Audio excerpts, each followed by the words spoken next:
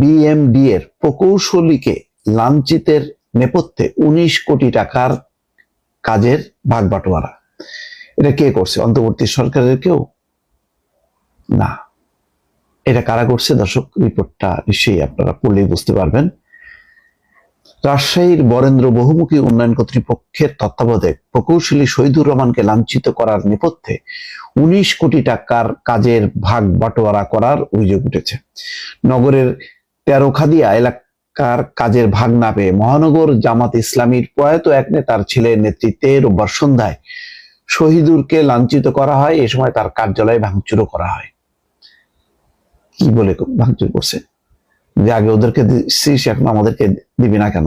এটা বিএমডি এর সূত্র বলছে, ভুক্তভোগী শহীদুর রহমান বিএমডি এর ভূগর্ভস্থ সেচ নালা বর্ধিতকরণের মাধ্যমে সেচ এলাকার সম্প্রসারণ প্রকল্পের পরিচালক।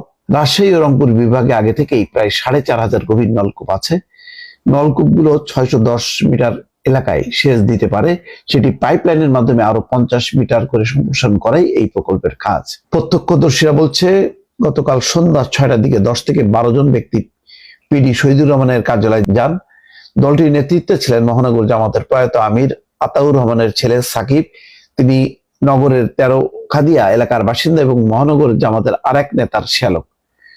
তারা পিডি শহীদুরের কাছে তাদের কাজ দেওয়ার দাবি করেন, কিন্তু পিডি তাদের জানায় ইজিপি সিস্টেমের বাইরে তিনি কিছুই করতে পারবেন না। এই নিয়ে বাকবিতণ্ডা শুরুর এক পর্যায়ে তারা পিডি শহীদুরকে শারীরিকভাবে লাঞ্ছিত করেন। এছাড়া তার টেবিলের কাঁচ এবং কার্যালয়ের বাইরের দেয়ালের থাকা একটি ফ্যান ভাঙচুর করেন। পরে পিডিকে শাসিয়ে চলে যান।